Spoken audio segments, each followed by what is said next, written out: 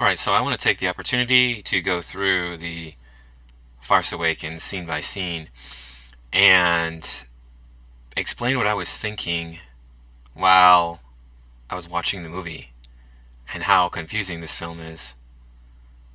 Okay, so let's go ahead and get started with the opening crawl. Alright, the Farce Awakens. Luke Skywalker has vanished. Wait, what? How did Luke Skywalker vanish? This seems odd to me, considering, as far as anyone knows, he is the galactic savior. As far as anyone knows, other than him, he killed Darth Vader and the Emperor.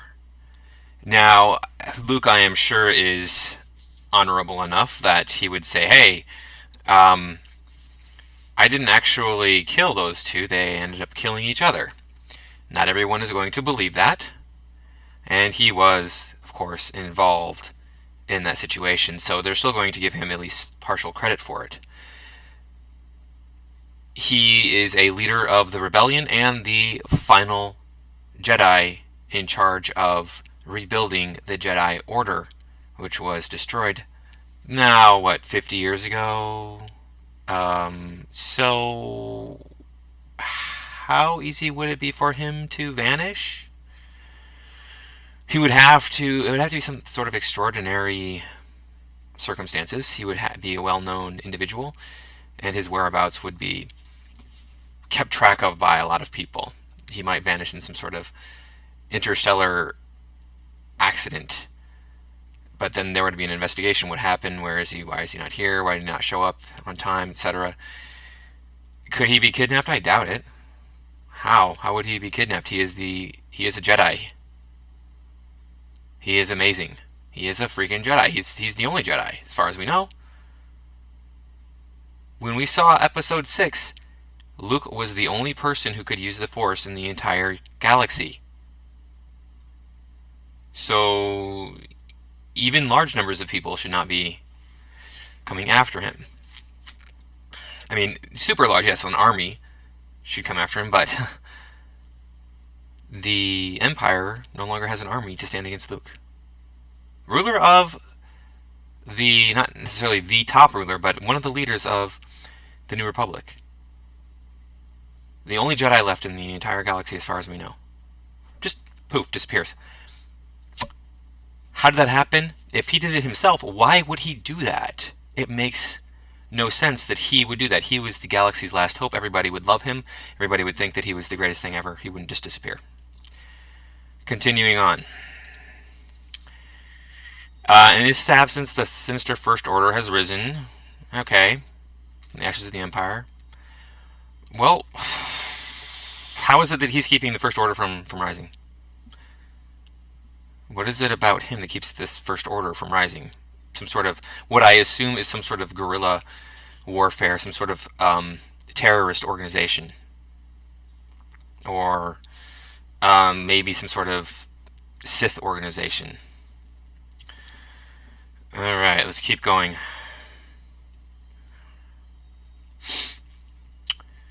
They want to destroy the Skywalker, right? It says they won't rest until the last Jedi has been destroyed.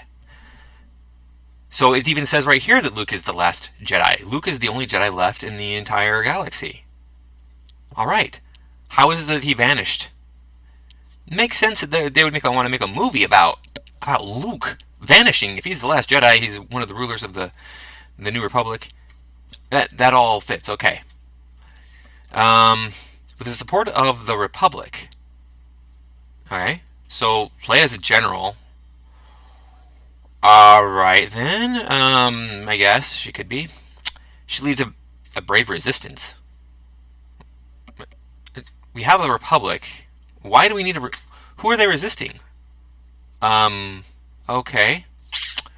She's desperate to find her brother Luke. Yeah, I can see that. And gain his help in restoring peace and justice to the galaxy. What? The Republic? Didn't the Republic just overthrow the Empire in episode 6. Seriously? If they didn't do that, then this scene makes no sense.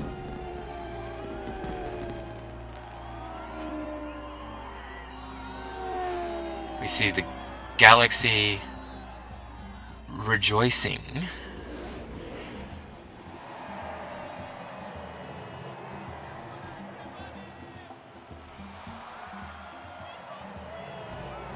You got Jar Jar proclaiming we're free.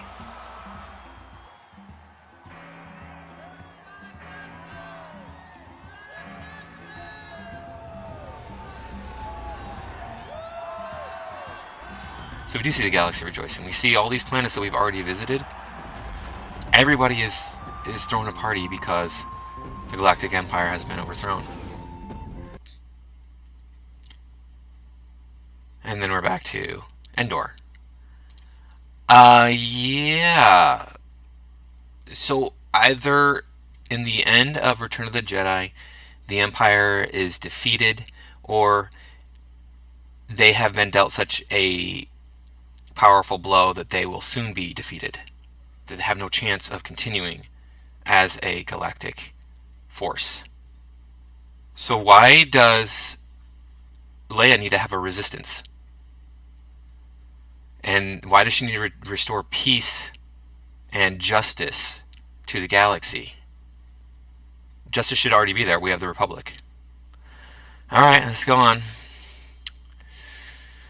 Send most daring pilot on a secret mission to Jakku, where an old ally has discovered a clue to Luke's whereabouts. Oh, okay, so we're going to go through this whole thing to find Luke. Sounds good to me. Let's see what happens. Wait, what, we have stormtroopers? Wait a second. The First Order is like some sort of rebellion group, right? Or some sort of terrorist organization. Why do they have stormtroopers? Maybe it's just the style of combat gear that permeates Star Wars universe. Ships are coming down. That's a cool looking little droid. Now, honestly, I like this opening scene on Jakku. I found it to be sufficiently Star Wars enough that I enjoyed it. There were some problems with it. I'm going to talk about those. One of the main things with this, the Disney Star Wars, is everything is too slick. Everything is too perfect. Even though stuff is imperfect, it's still just too, like, it just feels like it's just too, everything is just too right. Somehow. It's like, I guess, there have been movies done about this where it's like you go to the fake town, and the fake town is, it's like there's just something not quite right about the way everything here is. First it feels okay, but then over time you start noticing it's kind of eerie. So who's this guy? Who's this guy?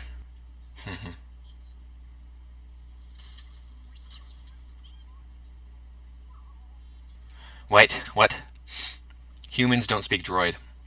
Nothing speaks droid but other droids. This has been well established in all the movies.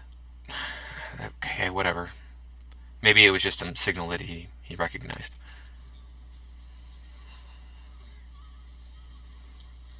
Alright, see, so this is feeling sufficiently like there's some sort of terrorist organization that's coming to this village. Everybody knows they're coming. Oh my gosh, we have to defend ourselves. Get your rifles. You didn't do that with the Empire because the Empire was the law. They were the bona fide rulers of the galaxy. So if you were doing that, you would be considered the terrorist organization. Alrighty, shooting. And these not stormtroopers are already dying. So these two guys are the only guys that notice the X-Wing. Nobody else notices the X-Wing. Don't get out of the X-Wing. What are you doing getting out of the X-Wing? The X-Wing is protection for you. Plus, it has what I can only assume is a more powerful blaster. Make sense, movie! Furthermore, how did nobody else notice this X-Wing shooting at people?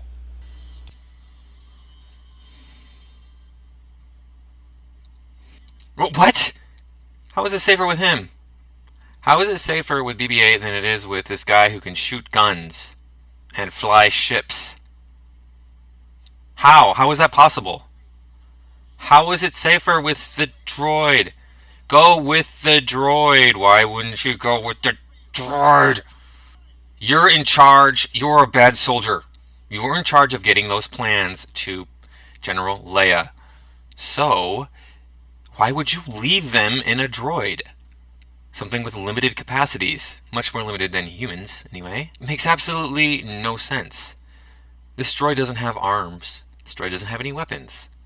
Well, we've seen The Lost Jedi. Why would you leave? Why would you leave? Don't understand what's happening.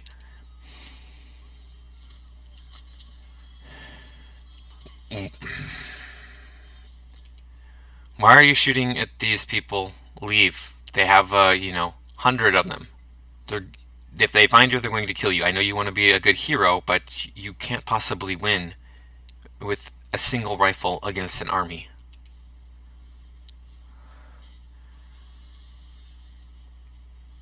Oh, okay, so this guy here is showing compassion. They can't be stormtroopers then, so they must definitely be some sort of terrorist organization. A small group that is, causing trouble in the galaxy. They'll quickly be put down by the Republic. No big deal. They probably have some sort of evil Jedi with them because, the there's an imbalance, and Luke needs to come back to restore that balance. I get it. Okay, makes sense. He definitely doesn't like battle, so he must be a new recruit. Just hasn't quite got his combat legs yet. Okay, you caught me. I overlooked this spaceship in my previous video. So I'm going to level with you. As of right now, I have seen Star Wars The Force Awakens once. Only once. And that was in February of 2017. Of course, at the time of this recording, it's October of 2019. So my memory is a little bit shaky on some of this stuff. I'm going to tell you right now, though, that this is still the worst Star Wars movie. That's how confident I am that this was the worst Star Wars movie. So yeah, there's another ship. Of course, we don't see it very much. I think it appears again later on in the movie, but it's only on screen for a few seconds. Still, Oh, he's cool. He must be some sort of evil Jedi guy. I'm not sure what he's all about. He looks like he's an evil Jedi guy. Who is this old guy? Who is he? Doesn't make any sense. What? What? There's a map? There's a map to Skywalker, so he's the bad guy then. This old guy is the bad guy? And he's just handing over the map? What? Or maybe, no, it can't be that. He found the map to Skywalker? Why is there a map to Skywalker? That means Skywalker was taken by somebody. Who took Skywalker? Other than the First Order. That's the only bad guy we know about. Who took Skywalker? How could he vanish? Why would he vanish on his own? So he had to be taken by like an army. Maybe some other Jedi. Maybe the evil Jedi. Who are these people and what's going on? Okay, that's fine. It's, a question we don't know the answers to yet. Why is there a map to Skywalker? If he's been taken, why would anybody leave a map if he left on his own and doesn't want to be found? Because otherwise, why would you leave on your own? Why is there a map? Why would he have a map? It was said to be a clue. A clue to where he went. That makes sense. I don't know where he went. Here's the clue that I have. I used to hang out with him. This is what I know. Why is there a freaking map? Oh, wait. There's an even bigger question. Who is this Kylo Ren person? We just heard his name, so we know he's Kylo Ren. Why does he know he has the map? He's a friend of General Leia. He is a friend of General Leia. How does he know this guy has the map? It makes no sense. Why did she send Poe to get the map from this guy? Why? Why did she send Poe to get the map from this guy? Don't they have a long-distance interstellar communication in Star Wars? Why can't he just send her the map? Okay, this absolutely broke my brain on trying to understand how these people could be so ridiculously stupid and aggressive in the film. But aside from that, I did like this scene. I'm probably supposed to care about that, but I don't, because I don't have any emotional connection to the old guy. He hasn't been built up enough for me to care about him or what happens to him. A movie, please make sense now. What are you doing? You were safe. Why are you shooting at him? I understand that you are unhappy that your friend just got sliced in half with a lightsaber. You were safe. Nobody knew you were there for some reason, even though you just blasted a bunch of stormtroopers, both with your ship and with your rifle. Why reveal yourself? Go after BB-8, find your awesome little droid, complete your mission. Oh wow, that's pretty impressive. This guy has some amazing force power. Is Poe not moving? The first time I saw this, I didn't recognize that Poe wasn't moving. I recognized that the blaster wasn't moving. Or the blaster bolt wasn't moving. That's impressive enough, but he's also not moving? Whoa, that is strong. This guy is like he's, no pun intended, a force to be reckoned with. This Kylo Ren person. Okay, so they get him, and the blaster bolt just still stays there? Wow. That is impressive. Impressive power. Yeah. Wow, wow, wow. So this scene is too dark for that humor. I like the joke, but it's just too dark of a scene for that humor. Especially considering he just had an emotional outburst when his friend died, and it caused him to try to kill the person who killed his friend. In light of the fact that he is vastly outnumbered, and even if he had succeeded in shooting Kylo Ren, he would have been killed by the First Order, or at the very least, imprisoned by the First Order. He's such a terrible soldier. I have never been in the military, but this guy is not disciplined.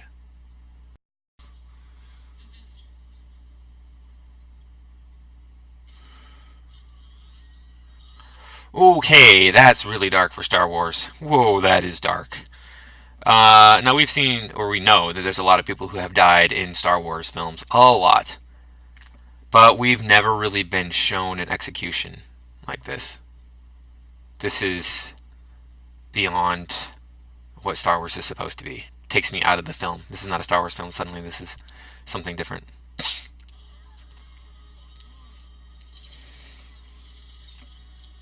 So he's the only one who cares about anything. The others are just following orders. Nothing here. Go ahead. Wait. I don't live in the Star Wars universe. I don't live in that galaxy. And I know that at the very least, X-Wings do not fly correctly without an astromech droid. We had the same issue in A New Hope. This scene.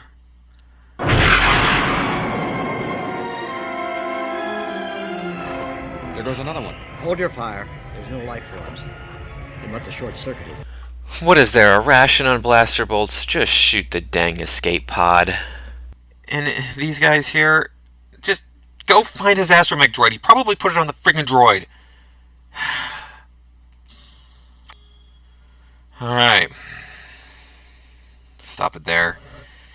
So you can see I had a lot of questions. I didn't understand what was happening, even in this first scene. And we're going to have to revisit this first scene later on. I'm sorry that I have to ruin this for you. I know a lot of people liked this film. It is beautifully done, but it doesn't make any sense. So, thanks for watching. I appreciate all of you checking out my work. I'll see you next time.